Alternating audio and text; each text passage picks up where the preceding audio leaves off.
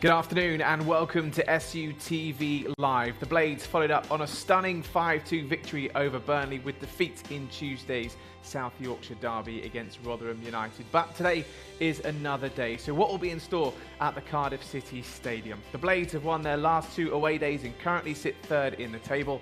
And in today's show, we'll discuss Tuesday's game. We'll hear Paul Heckingbottom's reaction to that result. We'll run the rule over today's opponents, Cardiff City, and we'll hear from Chris Basham in a SUTV Live exclusive. Kickoff is just under an hour away, and for all the match pass information and broadcasting regulations for today's game, go to the website sufc.co.uk. Well, good afternoon and welcome to Bramall Lane. It's a beautiful day here in Sheffield, and I'm sure the sun is shining in Cardiff as well. Lots to build up. That final game, of course, before the World Cup gets underway, and we've got 2 cracking guests in the studio, as always, joined by Kevin Gage and Ellie Wilson. Good to have you both with us again. How's your week been? It's been okay, yeah, apart from the result in midweek when we lost to Rotherham, but yeah, had a good week. Yeah. And for you, Ellie, obviously no game tomorrow. Weekend off, or have they been keeping you busy still? I know we've got you here right now, but... Yeah, weekend off, so no fixture for international break, but it's nice to have a little gap. Girls will still be running, so it's not fully a weekend off, but yeah. And how are we feeling? It feels for me incredibly strange that we're about to pause the season for a World Cup. It doesn't quite feel right.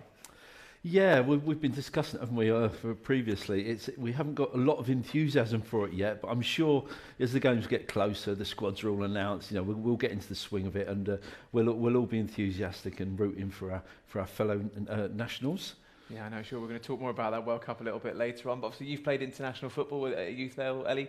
Getting a call up, playing international football, a World Cup, whenever it is obviously quite special. Yeah, I think any call up is a special moment. You know, you want to be, on that plane to wherever it is. Even if you're on standby, you're kind of hoping that you're going to get the call up. So, yeah, the guys that are out there will, they'll just relish the opportunity, I'm sure, and make the most of it. Yeah, we're obviously going to dig into this game a little bit more in the build-up to this one. But obviously, having a break this time of the season, good time, bad time for Sheffield United at the moment? Well, you have to say, I think consensus is it's come at a really good time, isn't it? Purely because we've had that many injuries. You'll see when the team is announced, we are struggling for players. It's as simple as that. It's a makeshift side at the moment to all extents. It allows everybody to have a break, the injured players a little bit more time to recover, but also the players that aren't injured, it'll be a good opportunity to just have a couple of weeks, not completely off, because they'll tick over, won't they? They'll do a bit of training, and there's talk of them playing a few under-23 games and things like that, just to keep your sharpness. But it is a good thing, I think, in general. How about for you, Ellie?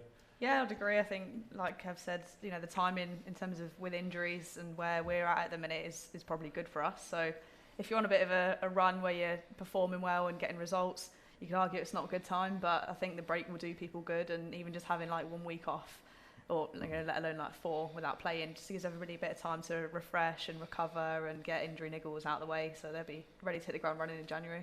Yeah, must be get back underway in December as well, so it'd be good to get some Championship football back underway. So it's a trip to Cardiff today. Then let's take a look at the team, shall we?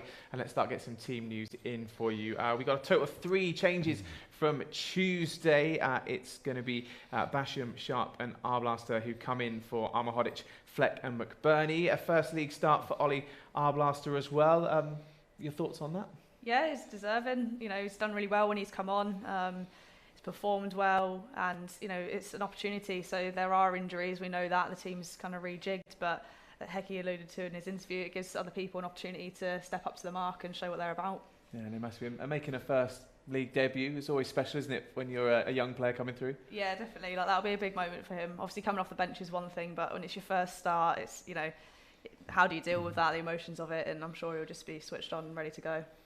Yeah, it's a vote of confidence as well in Ollie from the manager, because it would have been easy to maybe move Chris Basham into midfield there, which he can fill that role easily.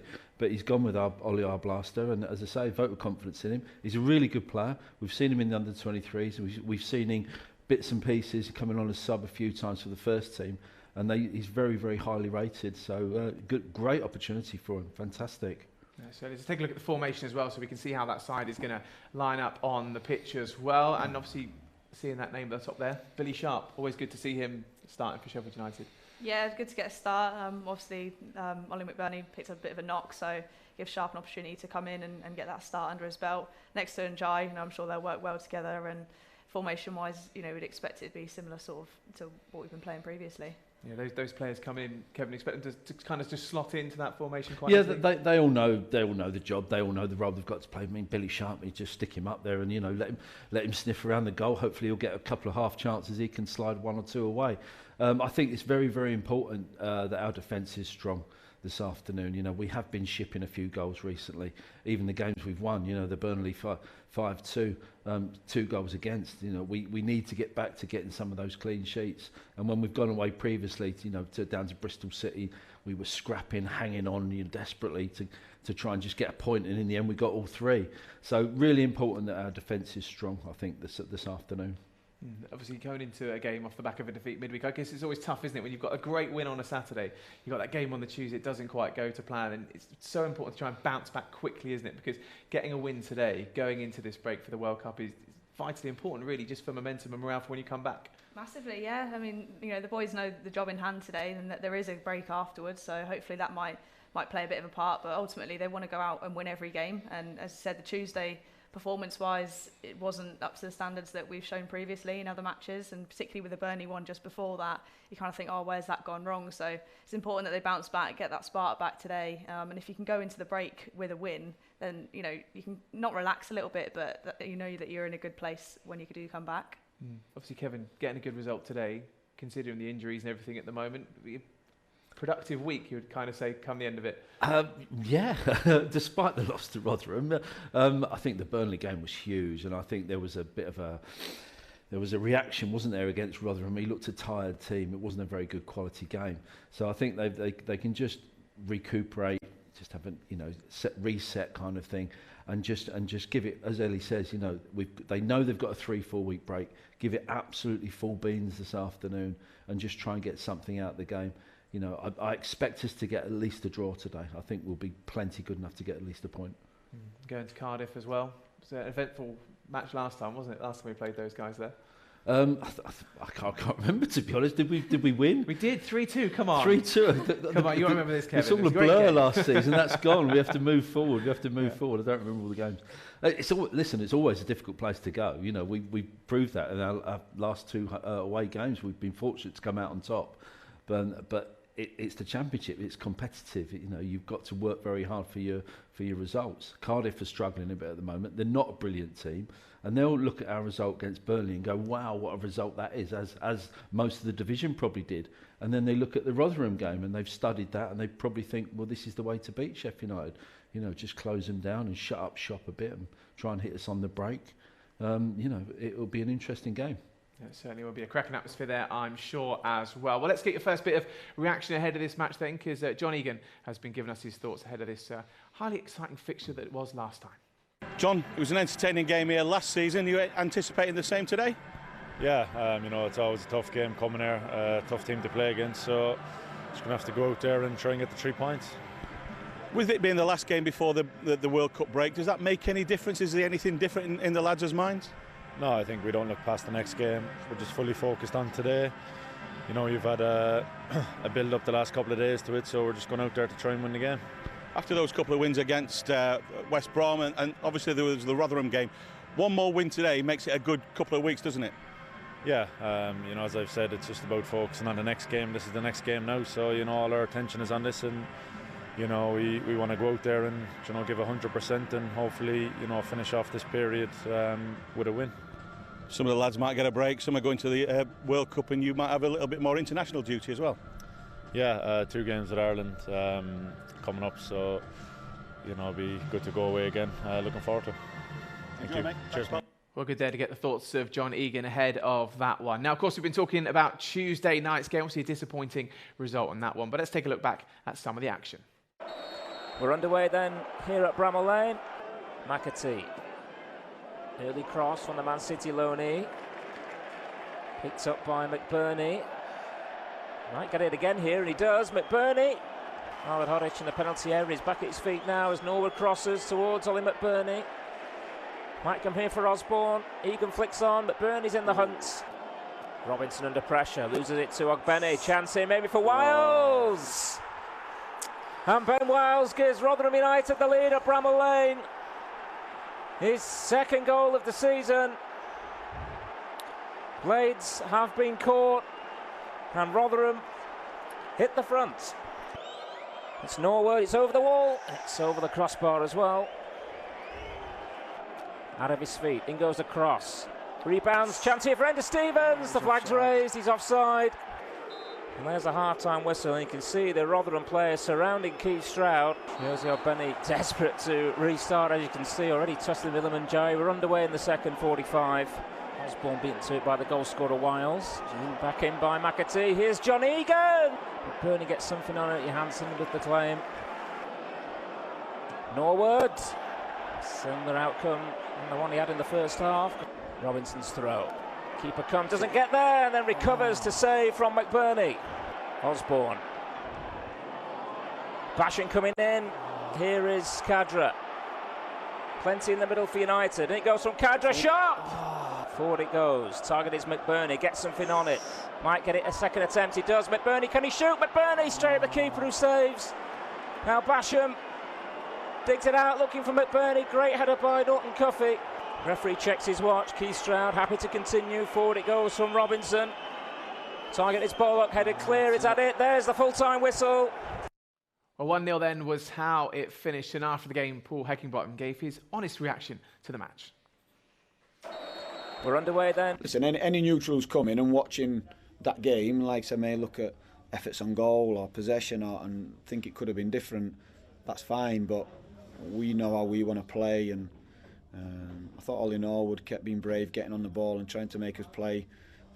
But apart from that, every other player was probably below the best. And that's where we've suffered tonight. So we got to be subconsciously, if that's the message, that's what we spoke about, what we prepared for. And we were okay, like I say, we prepared for them breaking off us with Wiles and Ogbena, and it didn't really happen because we dealt with it, but the goal we give away is poor. And then Rotherham defended the box very, very well, and like I say, we didn't create enough golden opportunities. So we can't be greedy. We can't sit here and make excuses. We've been beaten 1-0. Could have been different, but it wasn't. And like I said, we'll always look at us and try and understand why from our point of view. Well, there we go. Honest reaction there from the manager after that game. Kevin, it's disappointing, isn't it, after that great result against Burnley to then come and lose against Rotherham? I guess that's the joys of Championship football, isn't it? Yeah, I think the expectations are high. We were all on a high after that victory, and you know, local derby against a lowly Rotherham, mid-table Rotherham, and you expect to roll them over, but obviously football's not like that. But just looking back at the highlights there, we still had some really good chances. You know, you look at the Egan volley. I mean, he can't catch that any better. Caught that perfectly, and it's gone straight at the keeper. The McBurney chances, he's danced his way into the box, got a shot, and it's just hit the keeper again. The header just happened to hit the keeper. I genuinely think on another day we win that 2-3-1. Because Rotherham weren't, you know, they didn't cause us any problems at all, really. So it's not quite as doom as gloom as when people look at just the results. I think the performance was okay. We weren't at our scintillating best, but we weren't terrible either. Yeah, I guess it's one of those, isn't it? If you come away from that game and looking at that kind of highlights reel there that we didn't have chances, then you'd be worried. But there were chances. Just sometimes you can't buy a goal. Sometimes, can you? Yeah, it was one of them. I think, you know, the chances were there, and can you be better on those occasions? You know, can Bash head it across the goal? He's still caught it well. It's gone straight at the keeper, and you know, the Ollie McBurney one, you'd put your money on him finishing that. So it was one of those days. But on the whole of the game, did we do enough to win it? I'm not quite sure. It looked a bit laboured, you know, in possession. Like, it was still quite slow, and as Kev said, it wasn't our best performance by any stretch. But we did have opportunities, and I suppose we just need to make sure that we're on it in general play, as well as just the single moments in the game where we need to be better.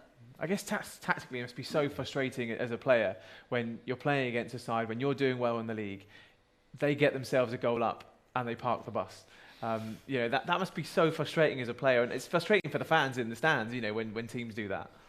Yeah, of course. Usually, you have to say Sheffield United in the last 18 months, or certainly since Hecking's been here, we find a way to win, don't we? I mean, we've got a little bit of everything on our side. We've got the creativity and Njai and Ollie pulling the strings, and when Fleck's on form, he does it. we've got the wing backs, we've got Ender Stevens down the left, we've got Baldock on the right, the crosses are going in. So we usually find a way. But and just recently, what's been good, especially the Burnley game, is we've used our aerial prowess and our physicality, and that's how we beat Burnley. We just powered through them. So I expected a little bit better from United the other night. We didn't create enough, and we didn't kind of physically overpower them either. We didn't really have a game plan. And when we tried to play through them, it didn't work. When we tried to physically overpower them, it didn't work. So it was just a lacklustre performance all round a bit. Yeah, no, I'd agree with that. I think from watching it, it just looked like there wasn't a plan B at any point. So from Cardiff's point of view, or any team playing us, later on in the season, you'd look at that and think, oh well, if we just park the bus and we drop in, 4-4-2 or a 5-5-3, whatever it is, like, then at that point, how are we going to break them down? What's our plan B? Are we going to go through them? Do we need to move it faster? Even the longer balls, that was the only time we ever kind of seemed to force it, but even that wasn't sticking for us in the final third. So, yeah, from a Sheffield United point of view, I think it's the speed of play that they need to get back to what we've been doing previously. And if they do sit in like Rotherham did the other night, hopefully we've got a backup plan. Yes, so we also looked. I was looking for some of the more creative individuals to do a bit of magic and create something from nothing. Like Njai had a bit of a quiet game, and when Kadra come on, you willing him to take people on, attack people, get in the box and do something. He didn't do enough of it. And McAtee, he's got so much ability going forward. He never got on the ball enough for me. Didn't like impose himself on the game enough. I think they were quite clever with the way they sat their midfield holding two in, because it just stopped Njai getting on the ball. He had to drop. He was deep into his own half at some they crowded points. him out, didn't they? Yeah, really just stopped him playing. So, it was good play from them, but we need to figure out a plan B. No, massively disappointing result, but if we look at the fixtures from the last 5 games as well, it's just one defeat in those last 5 as well. So we're picking up the points, really important. Of course, that draw against Norwich at home here, 2-2, win against West Brom, win against Bristol City, and of course that result we've talked about as well, 5-2 win over Burnley as well. All the top teams seem to be doing the same though in the Championship, don't they? It's one of those leagues where you drop points, you get points. They say that averaging 2 points a game wins you the title.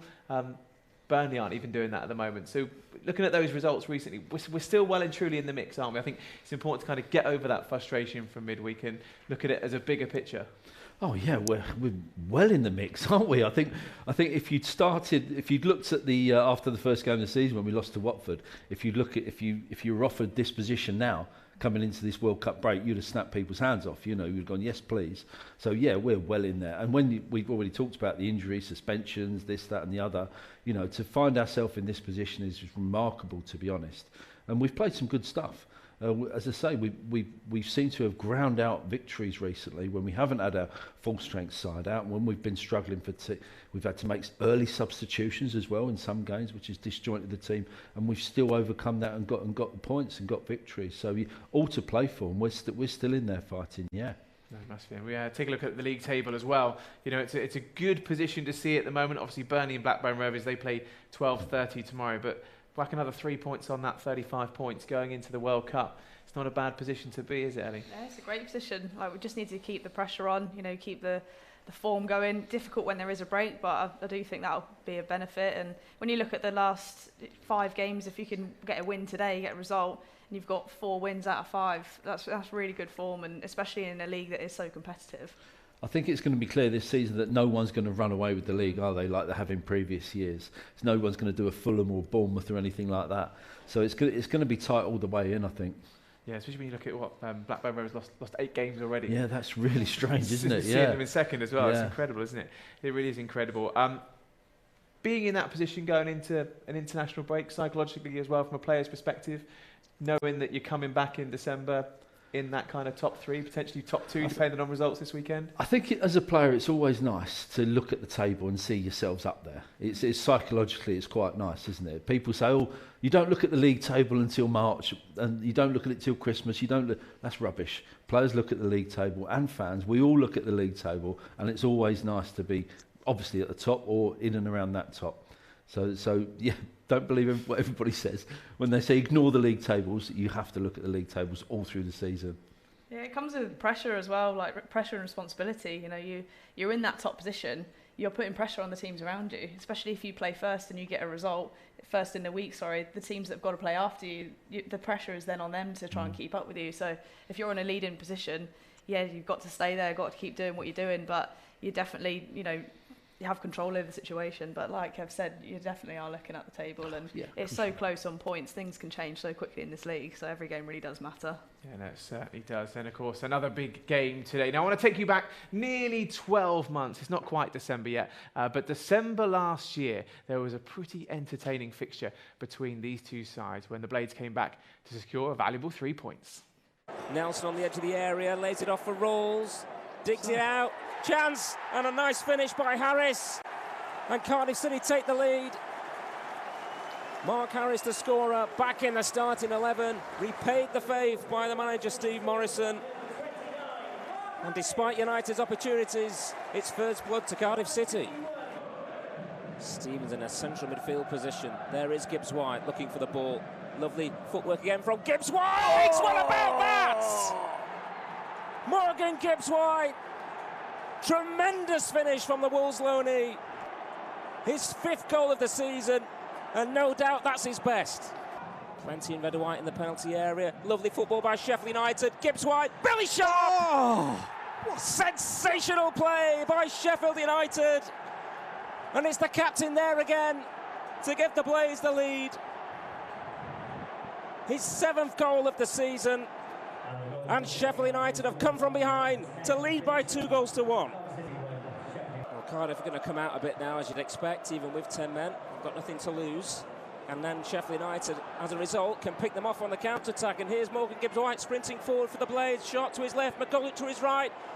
David McGoldrick! It's there! David McGoldrick celebrates with his skipper. United move into a 2-goal advantage with a swift counter-attack.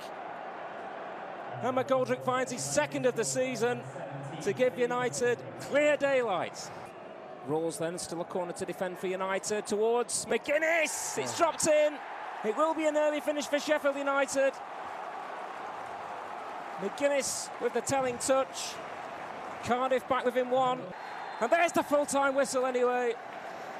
Job done for Sheffield United. They were made to sweat a little at the end.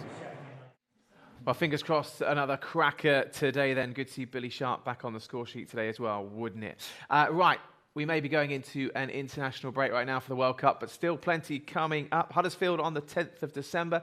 We've got Coventry coming up on Monday, the 26th of December as well. It's a 3 o'clock kickoff here at Bramall Lane. We'll be on air from 2 o'clock for that one.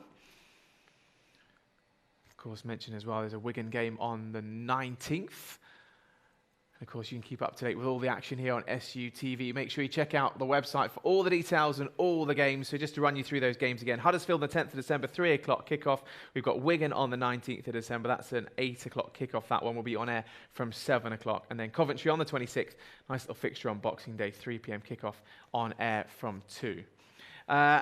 We mentioned, of course, and Jai's got his call up. We're going to be talking about that very shortly. If you fancy getting yourself a new shirt and want to get yourself Njai on the back, we've got free Njai 29 shirt printing on all online shirt purchases this weekend. So if you're buying yourself a new shirt this weekend, you can have free shirt printing on the back with Njai 29. Right, we're going to talk about World Cup call-ups a little bit later on in the show. But Ellie, let's focus in on the women's side at the moment. Disappointing, a bit of a frustrating weekend the other weekend with that Crystal Palace game. Yeah, travelled all the way down there, stayed over the Saturday night and then got to the game on the Sunday, and the pitch wasn't in good enough conditions to play, so that one got called off and we were straight on the bus back, which is frustrating, but it happens. Yeah, I know, it must be frustrating as well, like, because you're all psyched up for the game radio, you want to get that played, you've got to try and fit that in again somewhere else now. Yeah, that's it. It'll obviously be added on at some point in the season when there's another gap, so you know, it's decent for the players that have maybe not been playing or have got injuries and things that, you know, it's going to be added on. But in terms of keeping our consistency and our performances going, it has come at a bit of a bad time because obviously an international break this week has meant 2 weekends with no game. So not ideal timing from that point of view. Yeah, Kevin, I bet you've had a few games called off over the years, haven't you? Frozen pitches, flooding, waterlogged. It happens, doesn't it? It happens. But as you rightly say, the worst thing about it is the journey back, isn't it? Yeah. It's just, oh my God, well, as soon as the game's called off, you just just got to face the journey back. It's horrendous. It would be a London team as well, all the way down south. Yeah. It's not like it was down the road. How's the team feeling at the minute? Obviously, you mentioned you got the weekend off. You've been doing some running, and so some of the girls are in as well, doing a bit of running. How's the team feeling at the minute? Yeah, good. Just keeping ourselves ticking over. Obviously, the fixture situation isn't ideal, so we've had to top up and do your extras and that. But it's sometimes having a week with no game, particularly with this break, is actually quite nice. A bit of a refresh, physically, mentally, and we'll be ready to hit the ground running come Tuesday because we've got a big game the following week as well. Yeah, let's talk about that London City Lionesses game. Obviously, they're doing quite well. They're second in the table. They're undefeated in the league as well. You relish matches like that? Yeah, definitely. We'll be pleased that it's at home, a home game, and hopefully we can get a big attendance for that one. I know the club's pushing for it, which would be great. But as you said, in terms of the team, they're unbeaten, which is difficult to achieve in this league, particularly at this point. So we know they're going to be a tough opposition to play, and we've got to pick our form back up because we've not really found the results recently. So yeah, it's key is to focus on us and get back on track. Yes, that game Sunday the 20th of November. Looking to break this attendance record, right? Previous record 4,100 last season against Liverpool. Yeah. It's so good, isn't it, to see the momentum after the Euros continuing and people coming in and supporting the women's game. It would be cracking to get a few more in here, right? Yeah, it's amazing. I remember having goosebumps watching the Euro semi-final that was at Bramall Lane, and I just thought, we're going to be playing our home games this year here, and getting more fans through the door is great. It's amazing to feel the support from that, and the 4,100 that turned out for Liverpool was fantastic as well. So if we can build on that and hopefully set a championship record, not only is that a great achievement in itself, but as players, we want to be playing in front of big crowds every week. So we'd love for the support to come down and watch us, and hopefully we can get a result. Yeah, perfect timing as well, isn't it, Kevin? World Cup's on. Come and watch some actual proper decent football here. Absolutely, yeah. Get a football fix. Come down and watch the girls. Yeah. Yeah, no, amazing. Well, hopefully we'll get loads of people down here for that. For you, give you some support on that. But good luck for that game. Thank you. What's it like playing at the Lane this year? Yeah, it's Special? great. Yeah, it really feels like we're at home this year now. We had a couple of games here and there last season. I think 4 or 5. Obviously, the Liverpool one was a big one. So it's nice that we feel like we've really settled in, and it feels more like a one club kind of vibe at the minute, which is great. That's great. It's perfect. We'll look forward to supporting you in that one. So make sure you get yourself down here on the 20th of November. Help them beat that record, 4,100. We can get more than that in here, can't we? So get yourself down here for that game on the 20th of November. Today then, it's the trip to Cardiff. Let's take you through the team news once again and remind you where we are ahead of this one. Then 3 changes from the side on Tuesday. It's Basham, Sharp and Arblaster coming in. Arblaster making his first league start for the Blades this afternoon. They come in for Armour-Hodich, Fleck and McBurney as well. So that's how the teams look for us this afternoon. Just touching on that again, we've mentioned Arblaster coming in there for his debut. That's going to be a special day for him. The players coming in, they're going to be ready for this. They're going to be fired up for this and going to a game like Cardiff, last one before the break. These lads coming in, point to prove, keep yourself in the manager's thoughts before and during the World Cup break? Well, every time you step on the pitch, you've got a point to prove. You've got to play well. You've got to justify the manager's faith in you. Yeah. So if we take our blaster apart, 'cause it's a big game for him, and I think he'll be fine in there. He's got some, experienced people in and around him. He Oliver Norwood will help him out in there. No worries about him. Billy Sharp, we know all about. We don't need to say any more than that. He'll do his bits and bobs. But just one look at our bench tells you everything that's happened to us in the last 2 months. I mean, we've got 2 goalkeepers on the bench. Now, I don't think that's any particular tactical reason, unless we're going to throw Jordan Amissa on for the last 10 minutes up front. But we're literally down to the bare bones of the squad. So we're playing the under-23s now just to fill some places on that bench. And I fully expect to see Kadra to come on this afternoon. McAtee, I think, will come on.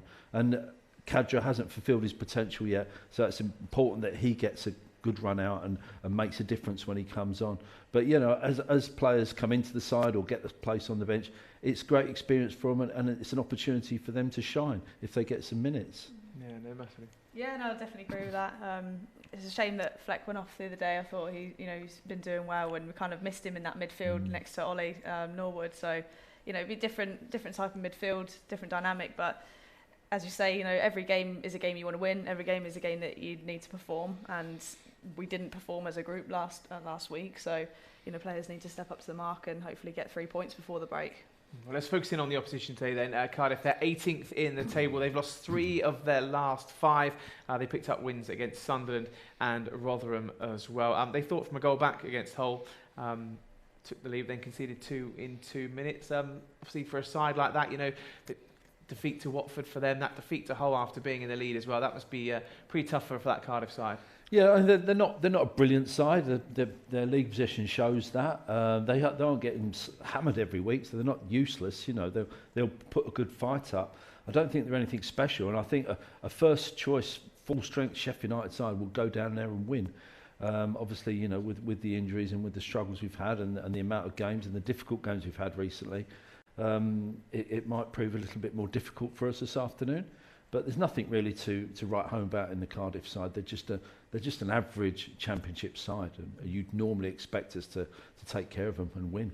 Regan Slater getting 2 of those 3 goals as well for their opposition against Hull the other day as well. So former Blade doing a bit of confidence smashing for us ahead of going into that one. It's always good to see. Right, let's take you through the Cardiff side then. They are making 4 changes from their side on Tuesday. Wintle, Tom Sang, Kipre and Harris come in for them. Your initial reaction to how they're going to line up this afternoon? Well, we all know about Callum Robinson. He was here for a while, 6 months. We didn't see the best of him, I don't think, but he's found his way to Cardiff and he's their main striker. There's a guy called Joe Rawls in midfield. He's the kind of playmaker, the captain, I think, and he kind of runs the show for them. They're quite quick up front. They're quite lively. They've got a lot of pace about them.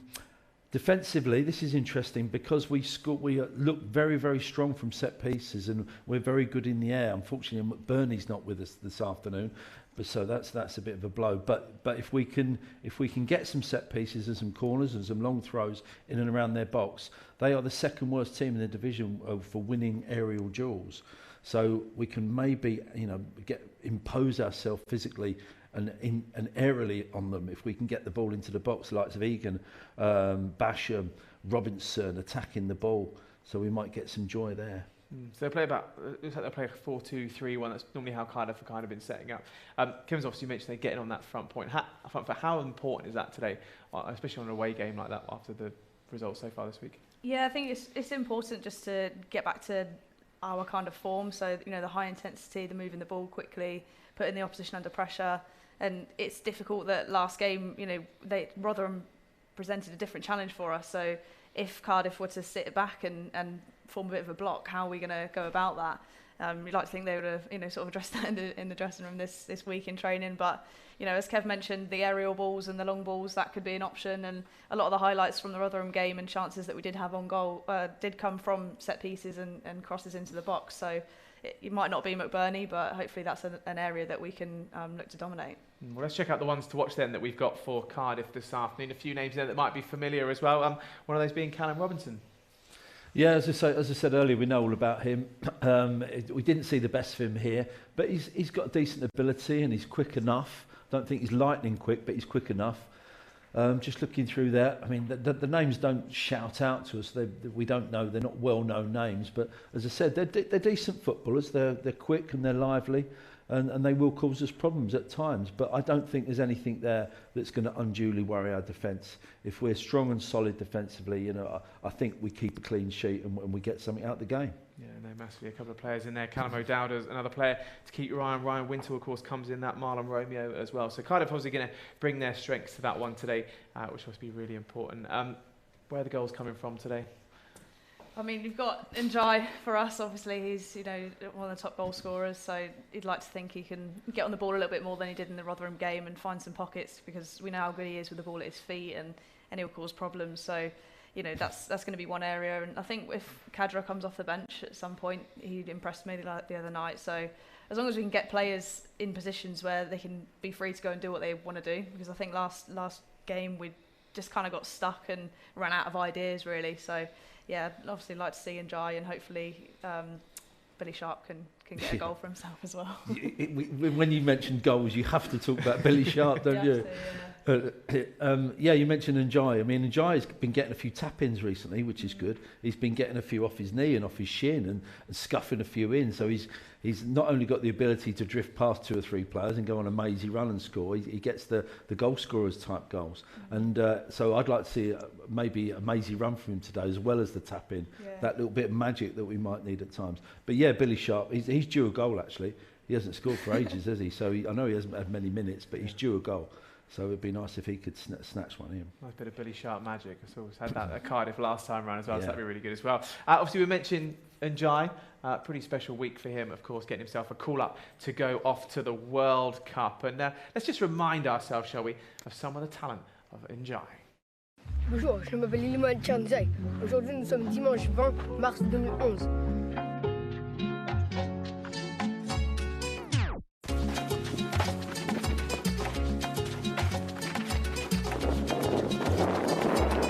Il y a même un parachute.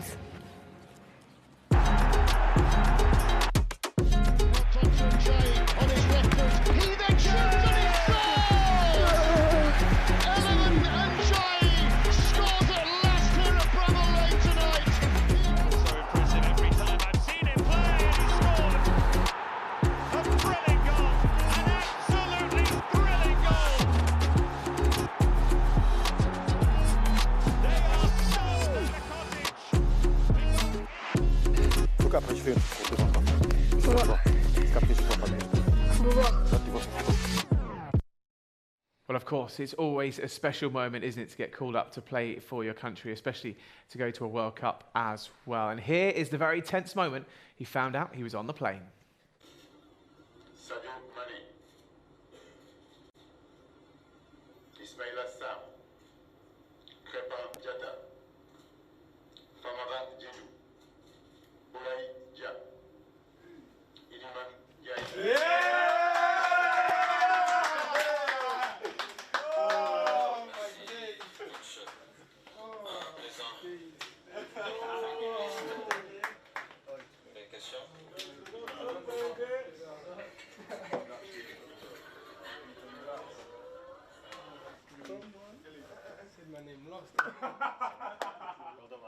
Can you get me a ticket?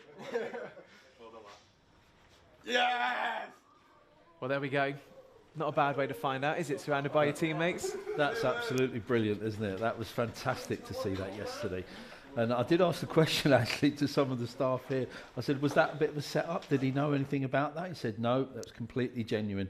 Yeah, because usually you'd expect a phone call or something from the Senegal FA or whatever to let you know. But that's the way he found out, which is remarkable, really. But fantastic for the lad, isn't it? Yeah. Wonderful. And to be getting off to a World Cup as well, that's pretty special. Yeah, it doesn't get much bigger than that, really, does it? So he'll be absolutely buzzing with that. And you can see how happy his teammates were as well. So just a great all-round moment for him. And that video before, where he's younger and playing in wherever he is and lower level football, it just shows, where you've come from, where you're going to. And that's what dreams are made of, isn't it, as a player? So he'll be absolutely buzzing off that. And I'm really excited to see how he does. And I guess for the team as well, to have one of your mates on the plane going, that must add a real buzz. It adds a reason when you're not playing games to watch your mate, see how he's getting on. And when he comes back as well, welcome him back into the side. I think it's a fantastic opportunity for him, obviously. I mean, he's amongst some... Senegal have got a very good team, by the way. You look through some of their players, littered with Champions League and top European players. So, he's going to learn a massive amount just from being around those type of people as well and watching them, and playing alongside them. I think it will do him the world of good. He could come back an absolute superstar. He's already a Sheffield United superstar, and we love him. But I think he could go to another level after this World Cup. And obviously you played international youth football. What's it like going into those training camps and those environments?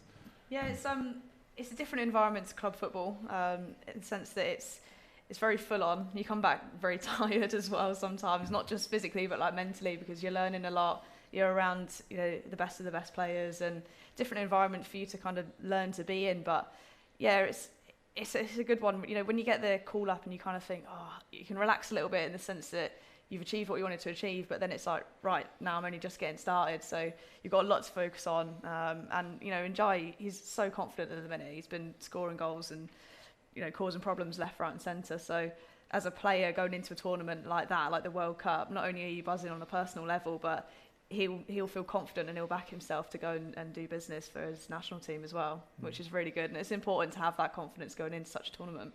We know he can step up in a big game as well, because that performance in the Burnley game for him was incredible. Yeah, I think he's got so much natural talent, so much natural ability. I think he'll hold his own in that team. I generally hope he gets a appearance, maybe a sub, he'll come on a sub in one of the games. But I think he's made for international football because he can get hold of the ball, he can keep the ball, he can do those mazy dribbles. I think he'll get people off their seats. I think it could be a real revelation. He's formed a great partnership here, obviously, with Ollie McBurney. Not bad partnerships he could form for a national side as well, right? When you look at the side they got. Yeah. And Jai and Sadio Mane up front. It's not bad, is it? Not bad. Not bad little strike partnership, is it?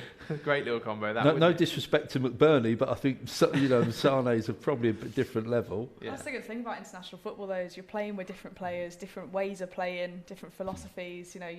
Every time you step on the training ground or you're stepping out with the national team shirt on, yes, it's a very proud moment, but you have to absolutely earn it and prove why you're there. And you're proving that to your peers. Of course, he's going to enjoy it as well, but it's a whole different challenge. And then when you do come back from a tournament like that, he'll just be beaming with confidence and proud and ready to go. And I'm sure it'll benefit him when he's playing for United as well. Yeah, massively. 22 years old. That's just incredible, heading off to a World Cup like that. But I guess there's the element of the team he's playing in.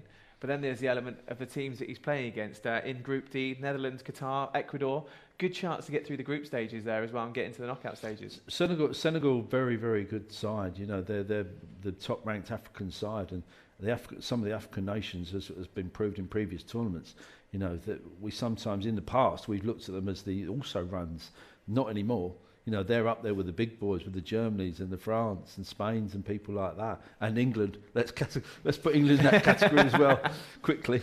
But yeah, they could, I'm not even going to say cause an upset, but they could go a long, long way. And it's great for Njai. The longer he can stay there, and the longer Senegal can stay there, he could end up, semi-final, quarter-final, maybe even the final if they get a good run. Those teams you get to play against as well in an international tournament as well, those other names, the ones you've got to put yourself against. That's always a good test as well, isn't it? To put yourself against the Netherlands, and you've got players like Virgil van Dijk and stuff like that in the side. You're testing yourself against the best of the best. Yeah, that's it. Literally, as you said, it's the best of the best. So what better position to be in and better position to test yourself and realise where you're at as a player. And Championship is one type of fixtures, one type of game, and opposition. You kind of get used to who you're playing week in, week out, particularly season to season. But as you say, the likes of Van Dijk, and you're going to be exposed to different challenges, different opposition players, and if you can test yourself against the best, that's a great challenge and a great position to be in. Not just Illiman as well. Adam Davies going as well as Wales. Not a bad group Wales have got. What was it? USA, Iran. There's that other team in there as well, isn't there? Yeah, they'll be bottom of their group, won't they? Definitely Wales. No, obviously Adam's going for the experience, third choice keeper. He probably won't get a game, but it's just great for Sheffield United to have. When you see the squads and you see Adam Davies, Sheffield United, Iliman Jai, Sheffield United. It's just a little bit of a kudos for the club, isn't it, on a world stage? I guess it's one of those as well, though. You want them to go to the World Cup, do well and enjoy it, but not do too well, because then they put themselves on the radar of all these other clubs that will come sniffing around in transfer windows. Yeah, I was just thinking about that with Njai, because obviously if he's up against decent players and proving himself, then he's going to be... I think if Njai continues on his career path, I don't think he'll be at Sheffield United in the next couple of years, because he's just getting better and better and better. And you can't hold him back, can you?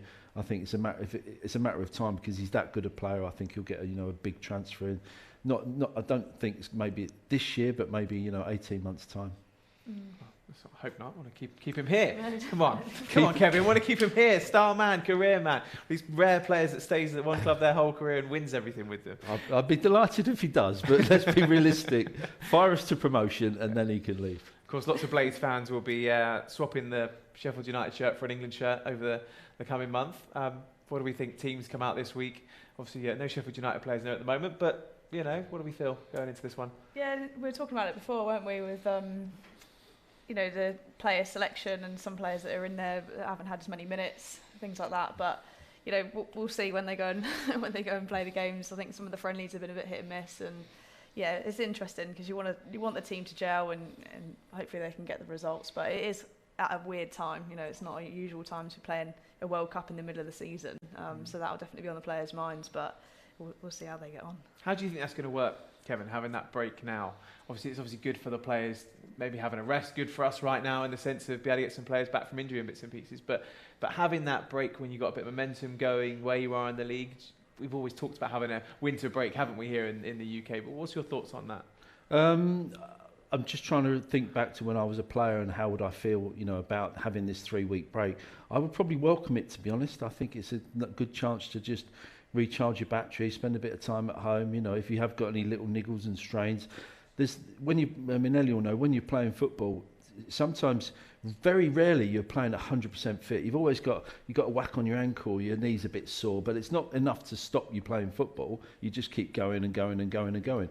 It's different if you've got a proper injury that keeps you out for a couple of 3 weeks. But most players are playing with little nicks and niggles and things like this. So it is a chance to kind of just your body to heal a bit, and you can actually come back in 2 or 3 weeks' time fit and absolutely raring to go. So I think it's a good thing, especially from Sheffield United's point of view, with all the issues we've had, in the last 2 or 3 months. Can only be a good thing. Yeah, no, massively. Yeah, no, I'd agree with that as well. And I think even the guys that are going away on international duty, it comes with a change of scenery, which can sometimes be quite refreshing from a mental side of things. Playing with different players, going and being in a different environment. So if they are training and playing through that period, then I don't think that's necessarily a bad thing as well. Yeah, massively. Well, we wish Elliman and Adam all the best as they head out to the World Cup, and look forward to welcoming them back in a few weeks' time and get them back in the squad, and as the Blades get back to Championship action. Now, of course, we've got one big game left to go. We've got a SUTV exclusive now, because we caught up with Chris Basham, who tells us all about the importance of one big final push. Yeah, I think the manager will want us to do that. I think with Burnley and Blackburn playing each other and us going to Cardiff, I think it sets our sights on trying to force ourselves into the top 2. It'd be a great break if we can do that. So yeah, we're going there with a lot of confidence. Obviously disappointing the other night, but it's great that we've got 2 more days before another game. So that's the good thing about football, like I've said before. Championship, it's always a hard slog, isn't it? Is this a good time for a break for this club? Yeah, I think especially injury-wise as well. I think we'll get me personally as well. Been struggling a little bit with a groin injury, so I think the lads will be well-deserved break, and hopefully we're right in there with half a squad. So it's great to see. Strange feeling, I'd imagine. Normally at this time of year, building up and over Christmas, there's a lot of games, but much different this season. Yeah, I think we've given everything we've got. We've trained most days. Managers had us in quite a lot of analysis and training, and had a good pre-season, and I think we've set us targets, and we're right there where we want to be. Can we push ourselves into the top 2 come the end of Saturday's game? Yeah, it was a frustrating one on Tuesday, but a positive result at Cardiff. That would represent a pretty good haul, wouldn't it, from the last 5 games? Yeah, definitely. I think the last 5 games have been obviously coming off the back of some bad results, and then going into 4 wins on the bounce, or 3 wins on the bounce, and then hopefully we can win Saturday. Yeah, Tuesday was disappointing, but it was always going to be a tough game, local derby. We didn't play the best, but we'll analyse that now, and we'll go into Cardiff ready to face them. What kind of game can we expect against Cardiff? Obviously they've got good players, they play some good football, strong lads. Callum Robinson, obviously ex-Blade as well, who will be wanting to put things to prove why we got rid of him. It's always like that. But yeah, it'll be a tough game, and I'm sure we'll be all right. And how are you feeling personally? You've been back in midfield in recent outings, which must be nice for you. I think the manager asked us a few weeks ago how when was the last time I played midfield, and I was like, probably about 2 years ago now, but he's needed us there. I've been struggling with a groin after the Bristol game. I had to come off just with an injury that just it seems to get worse as it gets fatigued. So the last 25 minutes of a cameo has been all right, but I'm feeling good today, feeling positive to go out there and train and try and give myself a chance of starting come weekend. There we go, good to hear from Chris Basham there, an SUTV exclusive, and making some great points there. It's really important to go for this final push today. Yeah, it's really important that they start on the front foot and, like I said, get that result. Hopefully we can come away with a win. But I think, on an away game, especially a team and a place to go such as Cardiff, we probably would take a point. But, it's about getting back on track and hoping people come through this game unscathed and no more injuries as well. He's a great player to have on the side as well, isn't he? Oh, yeah, he's wonderful. You know exactly what you're getting from Bash, don't you? No worries about him at all. He gets those telescopic long legs and makes those challenges and gets his strides forward. It's been unfortunate because we've signed Anel Hodic, who's been absolute superstar this season for us. So he found himself out the side, but every time he comes back, he does a job for us. He's played on the left-hand side of defence as well. And he talked about midfield as well. He can also slot into midfield and central midfield if needed. So very versatile, and just a Mr. Sheffield United, great player for us. Always good to have players like that, isn't it, in your side? Always good. Right, let's get your predictions then, please, Kevin. We're going to send you off to the commentary booth in just a few seconds, so you can talk us through the game alongside Matt Young. But how do you feel today's going to go? I'm not confident we're going to win. Okay. I would happily snap your hand off for a point today. I think we need to get something out of it after Tuesday night's disappointment. I think we need to get at least a point. So I'm going to go for a draw. Okay. Goalless draw. Yeah, I'm going to go for 0-0 because I think defensively we'll be strong today. And if we're going to score, I hope it's going to be a bit of magic from someone. I think someone like Njai just create something out of nothing and maybe hopefully get a winner. But I'm going to go for a 0-0. Sorry everybody, but I'm going to go for a 0-0 boring draw. Thanks, Kevin. You've kind of given us a nice little build-up to the game right there. I was going to say, what do you think the difference will be today? You just think it's going to come down to a piece of magic today? Yes, hopefully in our favour. Yeah, I don't know the Cardiff side intimately. I know they've got some decent players, but I sincerely hope defensively we keep it nice and strong. Don't give anything away because we have shipped a few goals in the past, 6 weeks or so. So we need to get back to that strong defensive unit. Don't give anything away and hopefully get something the other end. Cool. Well, we're going to send you off to the commentary booth now. And the good news is we're going to get Ellie's reaction after we've heard from the manager. So no pressure on you, Ellie, but lots of enthusiasm and maybe prediction of a win would be quite nice. But let's go and get the thoughts then of the manager, Paul Heckingbottom, and his pre-match press conference thoughts ahead of the game today against Cardiff. 7 points off the top 6. That's the league. The positions are irrelevant, everything. They've just had less consistency than the other teams. We're striving for even more consistency. They're the same. We've been more consistent than them, that's why they're lower than us. That's it. It doesn't mean we've got, like I said, tough journey, tough team, and we've got to respect that. But we want to go there and try and win the game. So one of your first games in charge last year was the away win at Cardiff.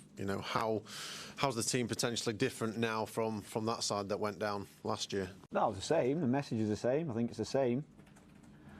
So yeah, nothing much changing in expectation and our approach. No, I don't think so. So we take the same result. That's the aim. But no, the message is nothing different. Are you pleased at the progress that you've made over the past year, bearing in mind it is coming up to a year in charge now? Yeah, but not satisfied. I think Brownie asked me after the game and in the interview, like, are you satisfied where you are right now? And after a loss, that's not the question you're going to answer properly. So we want to win this game. We win this game. And we look where we are in the league, and we look at what we've had against us, which have been out of our control, and take accountability and look at the things that have been in his control, which we've got wrong, and then look what we could possibly have back and where we are. So it's like a new starting point, if you like, and I'd probably say, yeah, we're in a great position. Well, good to get the thoughts there of the manager ahead of this one. The countdown to kick-off continues. How important would a win on the road be today? It would be nice, wouldn't it? We've done well on the road recently. Wins when you're not at home, how important are they for you as a player?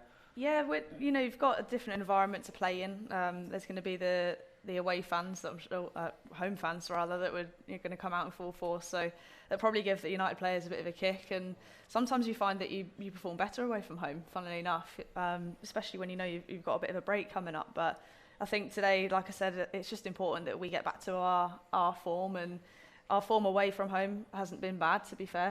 The last few results, obviously the Burnley is a massive one that stands out. And then in terms of Cardiff, their home form isn't, it doesn't scream to me, this is a fortress and come and challenge us at home. I definitely think that there's goals to be taken from them and points to be taken from them, and we've seen other teams do that. You've obviously seen the support for your team.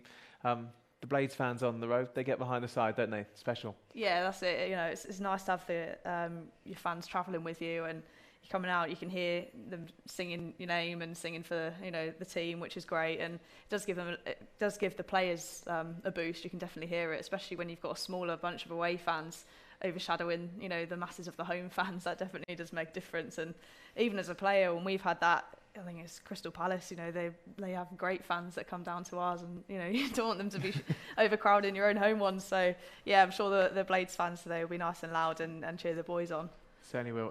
Obviously Kevin was slightly more pessimistic than optimistic. He's gone for a 0-0 draw today. How are you feeling going into this one? I think a draw would be good, especially going into that break, and I think it just kind of balances out, you know, form over the last few games.